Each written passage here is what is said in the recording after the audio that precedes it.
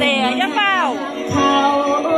มันคลายหรอบอนี่ยุ้ยบอกให้เคยรู้ว่าใส่สีสีเดียอะไรโอ้ยคลายยุ้ยเป็นร้านก่อน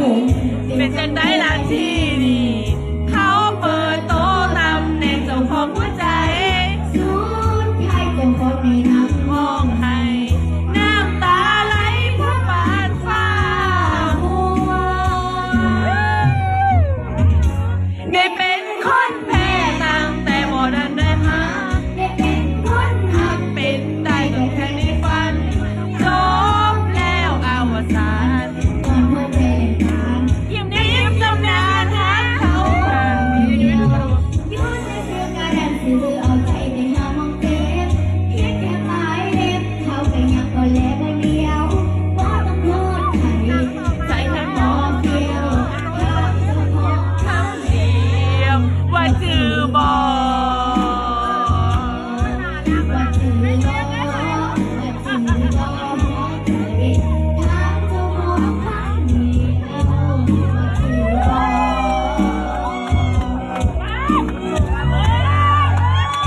โอ้ยบ่ให้แล้ว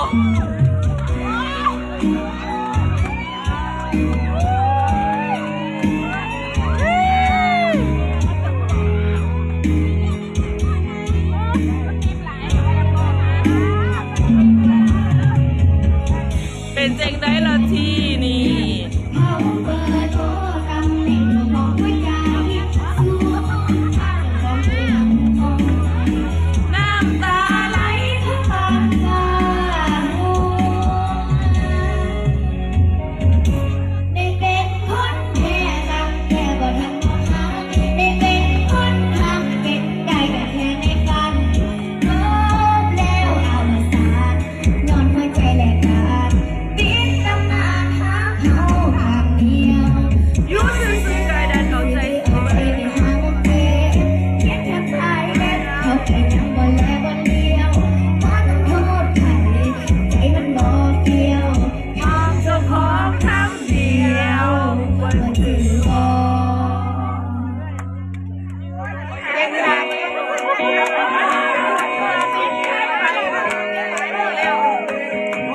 สงสารบ่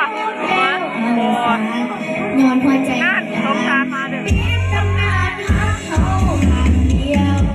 อยู่ซื่อๆกระดานซื้อเอาใจไปหามองเจ็บเพียงแค่ปลายเล็บเขาไปยังบ่แลบ่เลี้ยวบ่ต้องโทษใคร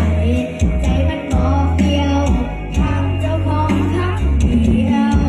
ว่าจือบ่ว่าจือบ่ว่าจือบ่หัวใจ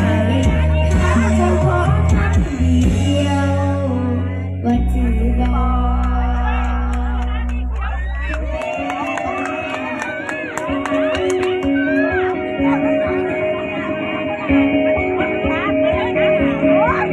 ขอบคุณน้องสาวหลานกันแล้วกันครับโอ้ยอ่อนซ่อนเสียงได้เนาะนี่ค่ะ